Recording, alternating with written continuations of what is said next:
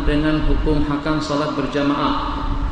Yang pertama, melaksanakan sembahyang berjamaah hukumnya sunnah muakkadah. Ikut pendapat yang kedua dalam mazhab Syafi'i hukumnya fardu kifayah. Ikut pendapat yang lain daripada ulama hukumnya fardu ain. Kalau dengan sembahyang kita laksanakan sendirian dengan tidak berjamaah, ikut mazhab Imam Syafi'i hukumnya boleh-boleh saja. Ikut pendapat Imam Ahmad Ibnu Hanbal hukumnya tidak sah. Sebagaimana dengan kita wajib melaksanakan sembahyang Jumat secara berjamaah, sembahyang 5 waktu pun juga seperti itu. Qala wa 'alal ma'mumi, dan diwajibkan ke atas makmum niat berimam kepada imam duna imami. Jadi kita sebagai makmum di belakang wajib niat sebagai makmum. Imam yang mengimami kita tidak mesti harus niat sebagai imam. Catatan hukum, kalau makmum yang ikut imam tidak niat sebagai makmum, sembahyangnya tidak sah. Tapi kalau pada waktu dengan imam tidak niat menjadi imam, terus diikut oleh makmum, tidak problem. Hanya imam tidak dapat pahala berjamaah. Selesai.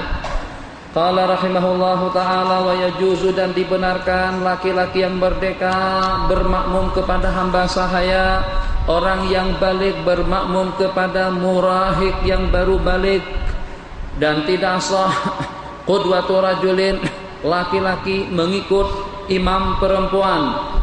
Juga qari'un, orang yang pandai membaca, fasih dengan bacaannya, dengan ummi yang tidak boleh baca Al-Quran. Jelas, saya kira tidak perlu dipermasalahkan lagi. Tengok muka surat 106. Kitab Fathul Hadi menyatakan bahwasanya laki-laki tidak boleh jadi makmum kepada perempuan. Kalau dengan perempuan yang jadi imam hukumnya tidak sah, tidak perlu masalah. Dalilnya mana? Satu ijma'. Dan sebelum adanya ijma', hadis Rasulullah yang berbunyi la ya'ummanna ra'atun rajula, rawahu Ibnu Majah. Tidak dibenarkan dengan perempuan mengimamin seorang laki-laki. Perempuan shafnya di belakang, bukan ke depan untuk menjadi imam. Qari'un bi ummi, makmum fasih, imamnya alhamdulillahi rabbil alamin arrahmanir rahim maliki yaumiddin iyyaka na'budu wa iyyaka nasta'in. Itu bacaan yang semacam itu tak boleh jadi imam. Untuk dia sendiri jadi makmum, untuk dia salah sendirian tidak problem, tapi jadi imam jangan. Memangnya tak ada pilihan. Iyyaka na'budu wa iyyaka nasta'in ihdinas siratal mustaqim siratal ladzina an'amta 'alaihim ghairil maghdubi 'alaihim. Oh, buat lagu sendiri. Itu tak boleh. Harus qari. Qari tidak boleh jadi makmum kepada ummi. Jelas. Wa ayyu mawdhi'in shalatil masjid, dan di bahagian mana saja sembahyang di masjid ikut dengan imam yang di mihrab, bagian yang mana saja situ silakan, sana boleh, pojok boleh, ujung tidak mengapa. Qala wa huwa alimun, dengan catatan makmum mengetahui dengan gerak-gerik imam. Imam di sini, makmumnya sana, tak ada masalah.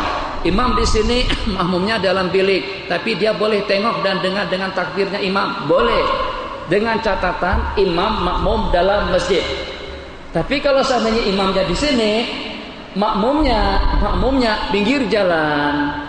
Kalau seandainya jarak antara imam dengan makmum yang berada di luar tadi itu ikut ulama kurang daripada 300 hasta, jamaahnya sahihah. Kalau lebih daripada 300 hasta tidak boleh. Kalau kebetulan masjid penuh, shaf bersambung, bukan hanya sekedar sampai di situ saja, bukan cuma sampai di tepi jalan, justru sampai kepada kepala batas. Sambung, belakang sampai ke jalan yang sebelah sana. Kira-kira macam mana hukumnya kalau shafnya bersambung atau antara shaf yang terakhir dengan makmum yang di ujung sana kurang daripada 300 hasta, hukum jamaahnya sahihah. Kalaulah ditakdirkan ada 9 jamaah semacam itu. Jelas. Kalau tidak jelas pun harus jelas. Malam yataqaddam. selama tidak mendahului makmum, tidak mendahului imam. Wa in shalla fil masjid, kalau kebetulan dengan imam sembahyang di masjid, sedangkan dengan makmum berada di luar dekat dengan imam, mengetahui gerak-gerik imam, sahha salatuhu, sahlah sembahyangnya. Qala wala haila hunaka, dan di sana tidak dapat haid, tidak terdapat dinding pemisah antara imam dengan makmum. Catatan yang kita bicarakan tadi itu kalau sama-sama dalam masjid atau kedua-duanya berada di luar masjid, jarak antara keduanya tidak lebih daripada 300 hasta dan tidak ada pemisah antara imam dengan makmum. Sementara kalau kebetulan dengan dua bilik rumah, bilik depan, bilik di belakang, imam di depan, makmum di belakang, terkunci, terpisah antar imam dengan makmum, yang walaupun dengan jarak yang berdekatan, hukum sembahyang mereka tidak sah, hukum sembahyang makmum tidak sah. Selesai. Sebelum kita teruskan, kata Tuan Haji, kita terus di sini sampai selesai, atau mau turun ke bawah lepas sembahyang isya? Muslimat mau turun ke bawah?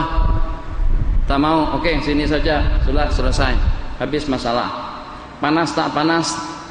Tetap tidak panas.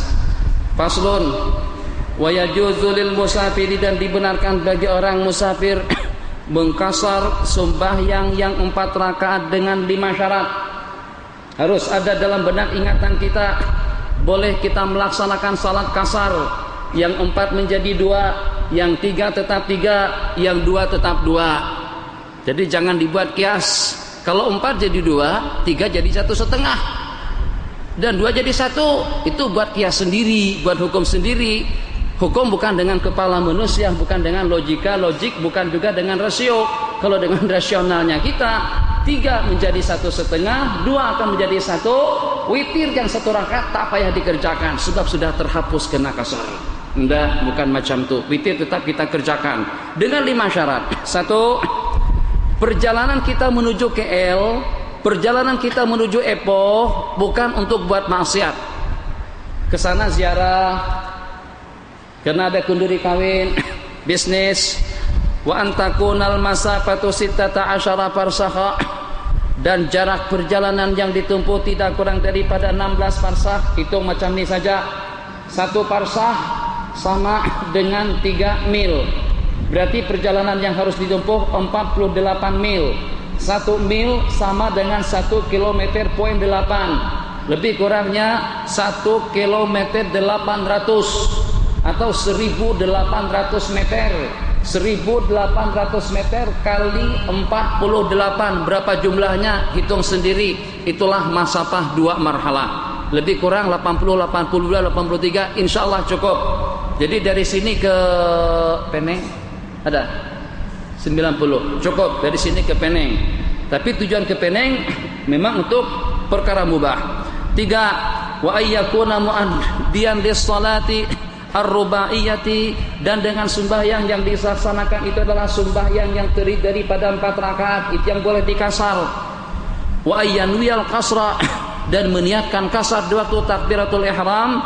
Syarat yang terakhir, jangan sampai bermakmum kepada imam yang tamam.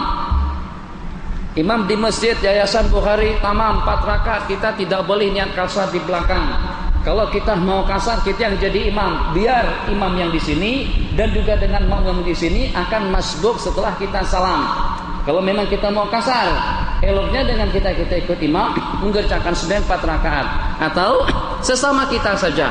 Ya imam dengan kita sembahyang sesama kita yang musafir.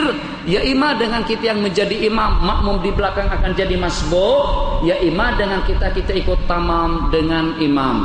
Niat Allahu Akbar terlintas dalam hati untuk melaksanakan sembahyang jamaah atau untuk melaksanakan sembahyang kasar dengan niat kasran atau rakaatain lillahi ta'ala sebagai makmum ataupun juga sebagai imam. Wa yajuzu lil hadiri, dan dibolehkan bagi orang yang hadir. Yaqulu rahimahullahu ta'ala, dan dibolehkan bagi orang yang musafir menghimpunkan antara zuhur dan asar pada waktu yang mana saja, dan juga menghimpunkan antara maghrib dengan isya pada salah satu daripada 2 waktunya. Zuhur dengan asar pada waktu asar jamak takhir. Zuhur dengan asar pada waktu zuhur namanya jamak takdim. Isya dengan maghrib pada waktu isya namanya takhir. Maghrib dengan isya pada waktu maghrib namanya takdim. Mudah diingat. Saat ketika dengan kita akan melaksanakan jamak takdim. Pada waktu kita akan melaksanakan jamak takdim, satu, dengan jarak ukuran yang cukup. Yang kedua, niat melaksanakan jamak takdim mungkin pada waktu kita takbir atau pada waktu kita masih melaksanakan sembahyang yang pertama, atau kita niatkan jamak pada waktu salam. Assalamualaikum warahmatullah. Niat dalam hati akan ku jamak asar dengan sembahyang zuhur. Boleh niat jamak pada waktu itu. Atau tadi tidak terlintas dalam hati mau jamak. Rencana yang direncanakan salat zuhur sendirian saja. Allahu Akbar. Ghairil maghdubi alaihim waladdallin. Ini misalnya sembahyang maghrib. Ghairil maghdubi alaihim waladdallin. Amin. Imam senyap. Makmum baca Fatihah, datang setan. Kata setan, daripada susah-susah nanti sembahyang lagi isya, lebih elok jamak takdim saja. Ini kali pertama setan menasihat secara elok. Pikir betul juga. Lintaskan niat jamak dalam hati pada waktu itu sah untuk kita jamak takdim. Yang walaupun terlintas niat jamak tadi itu pada waktu kita sedang rukuk, pada waktu kita sedang sujud, pada waktu kita sedang i'tidal, niat jamak sebelum kita mengakhiri sembahyang yang pertama.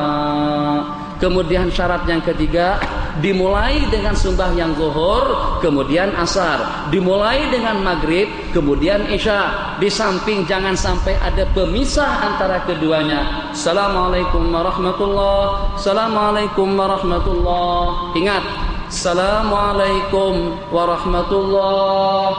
Assalamualaikum warahmatullahi. Assalamualaikum, wajah kita masih menghadap kiblat. Pada waktu warahmatullah baru putar ke kanan. Jangan Assalamualaikum warahmatullah. Assalamualaikum warahmatullah. Itu salah. Assalamualaikum warahmatullah. Assalamualaikum warahmatullah. Itu olahraga sukan. Ada semacam itu. Assalamualaikum masih hadap kiblat, warahmatullah baru putar ke kanan. Assalamualaikum warahmatullah ke kiri. Itu afdalnya ala kulli hal. Jadi ingat syarat jamak takdim, dimulai dengan sembahyang yang pertama, tartib. Yang kedua berturut-turut. Setelah selesai salat yang kedua kita langsung qamat. Kemudian diniatkan jamak pada sembahyang yang pertama dengan ukuran yang cukup. Oke, ini jamak takdim. Jamak takhir,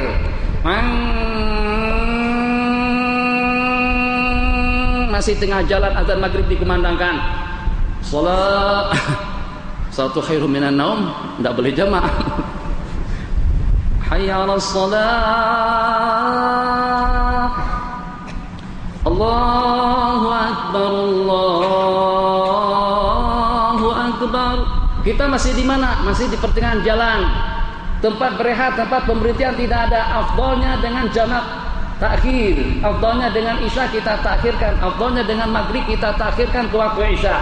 Pertanyaan, mana yang lebih afdal? Takdim atau takhir? Ikut keadaan. Kalau kita singgah di gurun, rencana keberangkatan kita akan menuju Epoh persis pada waktu maghrib masuk. Afdalnya jamak takdim. Tapi kalau pada waktu dengan kita masih di perjalanan, saat ketika dengan azan maghrib dikumandangkan, la ilaha illallah, kita pun masih jauh lagi dengan tempat pemberhentian. Niatkan dalam hati, aku akan melaksanakan salat maghrib ke waktu isya yang disebut dengan jamak takhir. Syaratnya satu, setelah masuk waktu maghrib, setelah masuk waktu zuhur, lintaskan dalam hati, aku akan mentakhir, akan menangguhkan sembahyang maghrib ke waktu isya. Setelah masuk waktu isya kita akan jamak, terpulang kepada kita. Kita mulai dengan sembahyang zuhur kemudian maghrib. Kita mulai dengan sembahyang isya kemudian maghrib, boleh. Kita mulai dengan sembahyang isya kemudian maghrib, tidak mengapa, terserah kepada kita. Terpulang kepada kita. Kenapa? Boleh kita mulai dengan maghrib kemudian isya? Sebab ikut urutan sembahyang maghrib kemudian isya.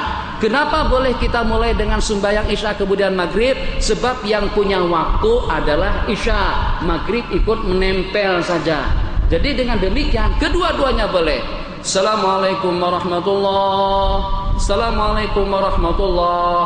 Perut lapar, makan dulu. Tadi pagi tak sarapan pagi, pesan roti canai dengan nasi lemak.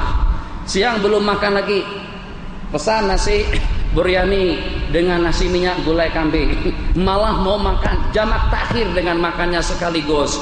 Tak apa, makan dulu sampai tak boleh bergerak, baru qamat Allahu akbar Allahu akbar. Asyhadu an la ilaha illallah asyhadu anna muhammadar rasulullah. Penuh perut. Jamak takhir, sarapan pagi, zuhur dengan malam sekaligus dikumpulkan. Terus dengan kita melaksanakan sembahyang isya, macam mana? Tidak problem. Kenapa? Sebab tidak syarat berturut-turut pada waktu mengerjakan jamak takhir. Jadi tidak mesti dimulai dengan yang pertama kemudian dengan yang kedua, tidak mesti harus berturut-turut, terpisah jauh pun antara dua sembahyang tadi itu tidak mengapa. Jelas, selesai. Wa yajuzu lil hadiri, dan dibolehkan bagi orang yang hadir, artinya bagi orang yang bermukim, melaksanakan sembahyang jamak takdim pada waktu yang pertama, pada waktu hujan turun. Hujan turun, bukan gerimis, hujan turun lebat. Syarat pertama hujan lebat. Syarat yang kedua, tidak ada tempat yang teduh untuk kita berjalan. Syarat yang ketiga, mau salat berjamaah. Syarat yang keempat, rumahnya jauh. Baru boleh jamak takdim dengan hujan. Sementara nih di sini masjid, rumah di situ, kebetulan juga ada bumbung, ada atap yang memayungi kita. Tempat kita dekat, kebetulan hujannya gerimis sikit saja, paling 2-3 tetes hujan. Katanya saya mau jamak takdim dulu. Itu tak boleh. Kenapa jamak takdim? Sedangkan dengan hujannya tidak lebih daripada hujan gerimis. Hujannya lebat, rumahnya jauh, tidak ada yang menaungi, tidak ada tempat untuk kita berteduh. Kemudian memang dengan rencana untuk melaksanakan salat berjamaah. Tapi kalau seperti kita di rumah, tidak ada teman, sendirian, selebat apapun hujan, tidak boleh kita buat jamak takdim pada waktu itu, sebab kita akan melaksanakannya sendirian saja. Jelas. Faslun. Wa syaraitu wujubil jumu'ati. Syarat melaksanakan sembahyang Jumat itu 7. Yang pertama Islam, yang kedua balik, yang ketiga akal, yang keempat merdeka, dan yang kelima laki-laki, yang keenam sehat, dan yang ketujuh al-istitanu. Ingat kawan-kawan, jamaah tabligh secara khusus pada waktu kita musafir naik kapal laut, selalunya dengan kawan-kawan kita, dan mereka pada waktu musafir dari Surabaya menuju Banjarmasin, mereka melaksanakan sembahyang di kapal. Memang tujuannya positif, elok dan bagus, tapi itu menyalahi hukum. Pada waktu kita musafir, salat Jumat tidak wajib, dan juga kalaulah tidak wajib dilaksanakan, masih boleh dilaksanakan, tapi tidak dilaksanakan oleh orang yang sedang di perjalanan. Ini sekarang kita tengah lautan, syaratnya khittatul balad. Khittatul balad, di tengah kota, di tengah kampung. Tak boleh dengan kita dari sini terus dengan kita pergi ke, katakan saja ke dusun, ada tanah lapang di sana, permukiman tidak ada, orang yang duduk di situ pun juga tidak ada, yang dari sini pakat ke sana semuanya, terus mau salat Jumat di situ, tidak sah. Syarat yang ketujuh al-istitanu, kita orang yang bermustautin, dan juga sekaligus sembahyang Jumat dilaksanakan di lokasi, di tempat yang memang itu merupakan tempat atau yang letaknya persis di pertengahan bandar atau di pertengahan kota. Dan syarat kita melaksanakannya ada 3. Hendaklah dengan itu dilaksanakan di kota atau di kampung dengan jumlah bilangan 40 orang daripada ahli jamaah, dan waktunya masih baki. Kalau waktunya sudah keluar atau tidak memenuhi syarat, maka dengan yang wajib kita laksanakan itu adalah sembahyang zuhur. Kefarduan kita melaksanakannya 2. Kefarduan atau perkara-perkara fardu pada waktu kita akan melaksanakannya harus didahului dengan 2 kali khutbah. Yaqumu fihima wa yajlisu bainahuma. Khatibnya berdiri pada 2 khutbah yang disampaikan dan duduk antara keduanya. Pertama kali dalam hidup saya pernah melihat khatib menyampaikan khutbah berduduk itu di Mesir. Assalamualaikum warahmatullahi wabarakatuh. Tak ada masalah kalau khatibnya memang sudah lumpuh, khatibnya stroke, ngomong kuat, cakap sehat, pikiran waras, ilmu banyak, naik mimbar diangkat, didudukkan di atas mimbar, khutbah dengan berduduk, tak ada masalah, boleh saja. Wajib berdiri di waktu menyampaikan khutbah itu kalau seandainya dengan orang yang sanggup, jelas. Qala, yang kedua, wa antusalla rakataini, dan dikerjakan 2 rakaat secara berjamaah. Perkara-perkara yang disunatkan 4 perkara. 1, mandi, membersihkan anggota tubuh, memakai pakaian yang serba putih. Ini kita masyarakatkan. Jadi sebagai tanda cinta kita dengan Rasulullah, cinta kita kepada agama, cinta kita kepada kebenaran, usahakan untuk memperuntukkan pakaian khusus yang hanya kita pakai pada hari Jumat saja. Nabi kita dari sejumlah sekian pasang baju, dari sejumlah sekian jubah, ada baju, ada jubah khusus yang Nabi kita hanya pakai pada hari Jumat, dan juga yang khusus dipakai pada hari Lebaran. Kalau tidak pun peruntukan yang putih untuk kita pakai pada hari Jumat. Dapat pahala sunat daripada pakaian, dapat pahala sunat daripada selendang, dapat pahala sunat daripada segala-galanya. Jangan waktu sedikit, kesempatan sedikit, manfaatkan perkara-perkara sunat dalam kehidupan kita, supaya dengan kebaikan kita senantiasa naik, meningkat,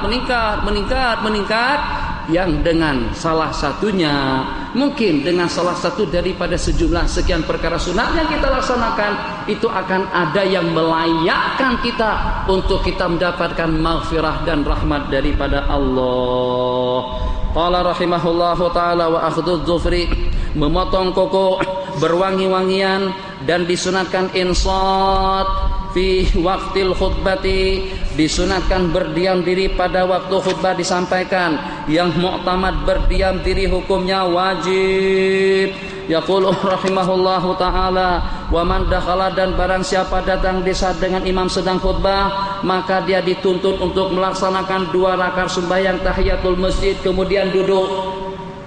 Khatib sedang menyampaikan khutbah, Assalamualaikum warahmatullahi wabarakatuh. Khutbah, kalau mau ikut khutbah yang dengan makmum tidak akan mungkin mengantuk, itu ke Mesir. Khutbah di Mesir berapi-api, khatibnya mengamuk di atas mimbar, Alhamdulillah. Oh, seperti panglima perang untuk membakar semangat prajurit itu macam mana? Allahu Akbar, Allahu, Masya Allah, tabarakallah. Dulu dengan Dr. Abdul Sabur Syahid di Masjid Amr bin As, dan juga di Masjid Al-Azhar itu dengan Syekh Ismail Al-Adawi, kalau beliau yang khutbah di situ, itu dengan pasukan FRU sudah berapa truk siap siaga. Sebab ini kalau dibakar semangat hadirin yang sejumlah sekian ribu yang hadir di Masjid Al-Azhar ini, mereka akan demonstrasi. Jadi keamanan itu sudah siap siaga kalau beliau yang khatib. Macam itu juga halnya dengan Syekh Dr. Salahuddin. Jadi dengan di Masjid Salahuddin di Meniau itu dengan Syekh Abdul Rashid Shakar. Kawan-kawan yang pernah di Mesir, Syekh Abdul Rashid Shakar. Oh, Masya Allah, tabarakallah. Ceramah bebas, khutbah menyentuh masalah negara, menyentuh masalah politik, menyentuh masalah sosial, menyentuh masalah ekonomi. Memang dengan kita dapat maklumat baru. Tapi kalau yang kita khutbahkan yang itu saja, alhamdulillah, alhamdulillahilladzi ta'azzaza bil qudrati wal baqa liyabluwakum ayyukum ahsanu amala. Itu baca talqin. Itu dia permulaan daripada talqin. Itu bukan khutbah. Akhirnya makmum pun ngantuk. Isinya baca talqin. Memang disuruh tidur, bukan disuruh mati kita. Itu tak betul. Jadi khutbah terus mengikuti masalah semasa. Cuma dengan khutbah yang disampaikan, semakin bergelora semangat kita, semakin bina kita untuk kita mendengar apa kira-kira dengan susulan daripada pembicaraan yang dibicarakannya. Faslun wa salatul idaini sunnatun muakkadah, dan sembahyang 2 hari raya hukumnya sunnah muakkadah. Dia terdiri daripada 2 rakaat. Pada rakaat yang pertama terdapat 7 kali takbir selain daripada takbiratul ihram. Jelas, Allahu Akbar, subhanallah, Allahu Akbar, Allahu Akbar 7 kali pada rakaat yang pertama, 5 kali pada rakaat yang kedua, dan khatib akan khutbah setelahnya dengan 2 kali khutbah. Kali pertama khutbah dimulai dengan 9 kali takbir, kali kedua disunatkan dengan 7 kali takbir. Qala wa yukabbiru, dan disunatkan dengan kita memperbanyak takbir dari saat tenggelam matahari malam hari puasa sampai imam takbir melaksanakan sembahyang hari raya. Allahu Akbar, Allahu Akbar, Allahu Akbar, la ilaha illallah, wallahu akbar, Allahu Akbar, walillahil hamd. Sepanjang waktu kita pada malam hari itu, di waktu kita berjalan, di waktu kita berduduk, di waktu kita berdiri, di waktu kita buat nasi ketupat, di waktu kita buat gulai, di waktu kita memasak, kita di pasar beli kue raya dengan kesibukan apa saja, di waktu kita nyetrika pakaian, slogan kita di sepanjang malam hari raya sampai dengan sholat id kita laksanakan itu adalah dengan takbir. Komentar lebih panjang nanti di lain kesempatan. Qala faslun, yaqulu rahimahullahu taala, dan pada malam hari raya haji itu seusai sembahyang 5 waktu dari subuh hari Arafah sampai hari terakhir daripada hari tasyrik yang ke-13. Faslun, sembahyang gerhana matahari, sembahyang gerhana bulan hukumnya sunnah muakkadah. Fa in fatat, kalau keluputan tidak diqadha, wa yusalli li kusufi syamsi, dan sembahyang untuk gerhana matahari dan gerhana bulan 2 rakaat, pada tiap rakaat dengan 2 kali berdiri, pada tiap rakaat dengan 2 kali berdiri, dengan 2 kali ruku, dengan 2 kali i'tidal, dan juga dengan 2 kali sujud. Wa yusannu wa yutilul qira'ata fihima, dan disunahkan membaca surah yang panjang pada keduanya. Qala yutilu tasbiha fihima dunas sujud wa yakhtub ba'dahuma khutbataini, dan khutbah setelahnya 2 kali. Qala wa yusirru, dan disunahkan perlahan fi kusufi syamsi di siang hari, dan menyaringkan bacaan pada gerhana bulan di malam hari. Catatan, cerita sedikit, masa ada waktu 5 menit. Gerhana bulan,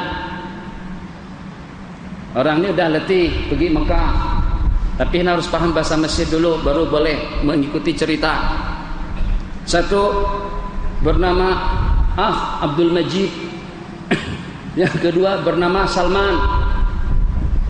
Jadi pada waktu itu saat ketiga dengan kedua-duanya dari Mesir, tengok orang pada sembahyang, pikir kalau do di sini ya tak enak juga, nampak lain daripada yang lain, ikut sembahyang.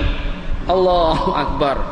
Kedua-duanya dah letih, baru sa'i, baru tahap sa'i, kecapean, dah lengah, tawaf, sa'i, tahallul. Orang salat kusuf ikut bersama, Allahu Akbar. Imam baca Fatihah tartil, ghairil maghdubi alaihim waladdallin. Bismillahirrahmanirrahim. Alif lam mim. Biasanya tempat kita dzalikal kitabul la raiba fi sampai muflihun. Allahu Akbar. Itu biasanya macam tu. Nita. Pas sambungannya. Ulaika humul muflihun. Innal ladzina kafaru sawa'un 'alaihim a anzartahum am lam tunzirhum la yu'minun. Khatamallahu 'ala qulubihim wa 'ala sam'ihim wa 'ala absarihim ghishawatun wa lahum 'adzabun alim. Azim. Terus sejos. Allahu Akbar. Setengah jam berdiri. Allahu Akbar. Rokok lama sekali, rokok. Ini yang dua ini udah kelebihan. Rukuk. Sami'allahu liman hamidah. Bismillahirrahmanirrahim. Alhamdulillahirabbil alamin. Tambah gelisah lagi, imamnya lupa. Apa setelah rukuk baca Fatihah lagi? Hati-hati. Jadi pada waktu itu, ini apa nih imam nih? Akhirnya yang dua orang tadi itu sudah mulai gelisah. Yang akhirnya kedua-duanya sudah tak boleh tahan. Simbang mereka berdua di belakang. Jadi kata yang satu, Abdul Majid. Bukan Abdul Majid, Abdul Majid. Jim dibaca dengan gid. Abdul Majid. Jadi kata Salman, itu itu bahasa Mesir, ada apa? Dan mulai simbang dari belakang imam. Imam tak dengar, imam baca surah Baqarah belum habis.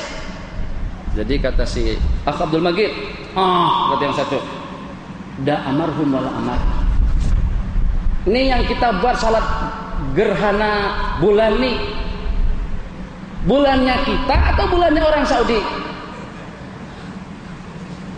Jadi kata si Salman, da amarhum. Itu bulannya orang Arab, bukan bulannya kita yang hak kita di Mesir. Jadi kata Syekh yang kedua tadi itu khali yahtare. Jadi kata yang satu, kalau itu bulannya orang Arab, biarkan saja dia hangus. Tuh apa kita letih-letih sembahyang?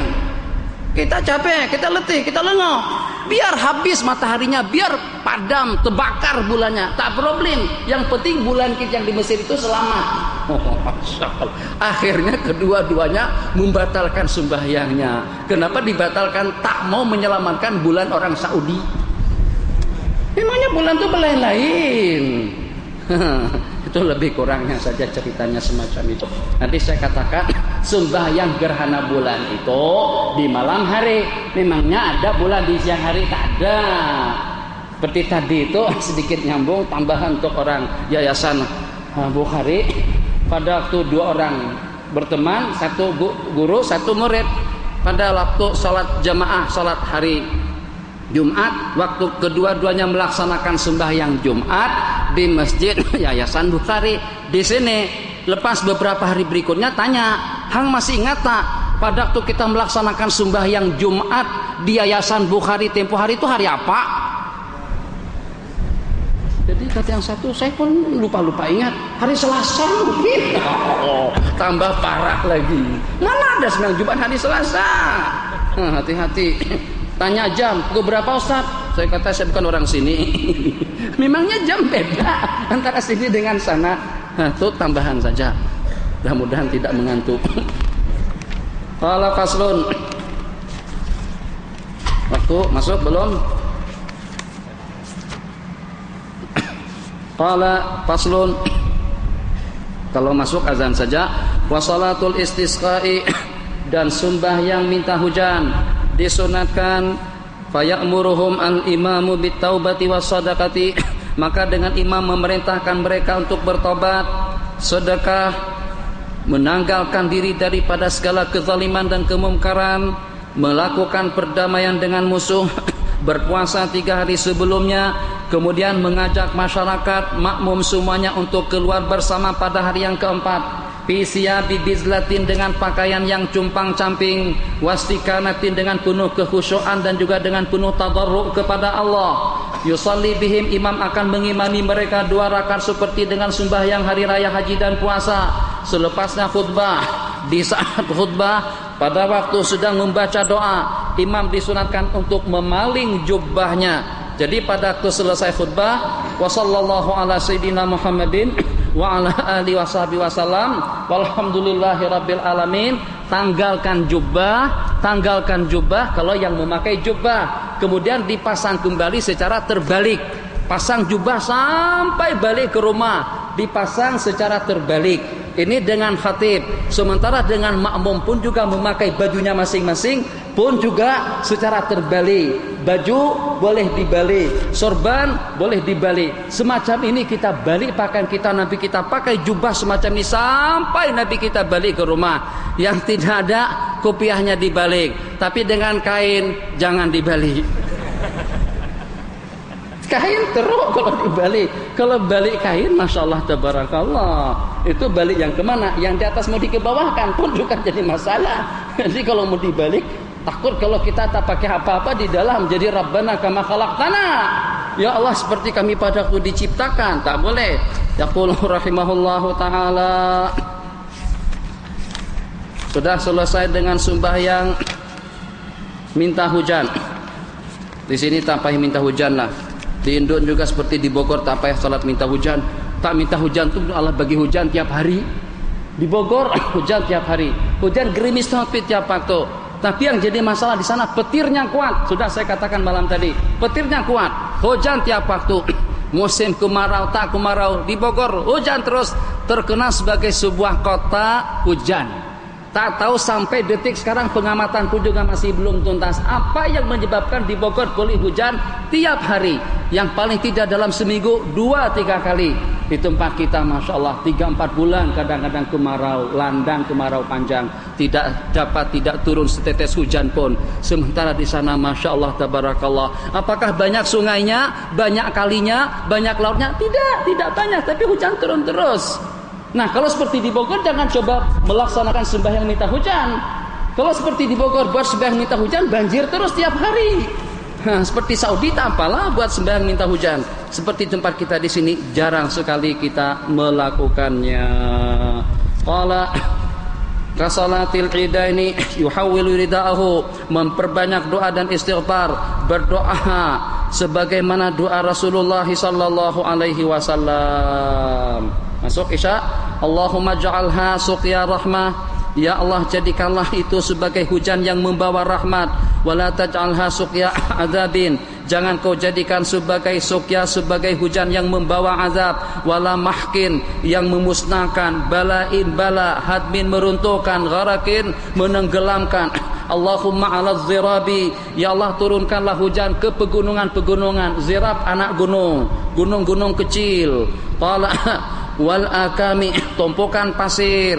Wa manabiti syajari, tempat-tempat tubuhnya tanaman. Qala wa butunil audiyati, itu di perut lembah, di mana ada lembah, di mana ada tasik, turunkan hujan ke sana. Allahumma hawalaina wala alaina. Macam tu Nabi kita setelah hujan sepanjang minggu tidak ada henti. Pada minggu yang berikutnya datang si penanya yang pertama, ya Rasulullah, hujan turun sepanjang minggu, tenggelam dengan tanaman kami, binatang ternak kami, bangunan runtuh, semuanya hanyut, semuanya larut. Nabi kita secara spontan menadahkan kedua belah tangan beliau ke langit. Allahumma hawalaina wala alaina. Allahumma alal akami wal dhirab wa ala manabiti sya'ar wa ala butunil audiyah. Kemana tangan Nabi kita mengisyarat, ke situ hujan pergi. Nabi kita isyarat ke sana, ke situ hujan. Nabi kita isyarat ke situ, hujan akan ke situ. Suasana di Madinah Masya Allah dengan tanaman yang subur. Rasanya sudah masuk. Kita cukupkan sampai di sini dan tetap kita sambung di sini. Wallahu a'lam. Atau mau turun? Tak payah turun.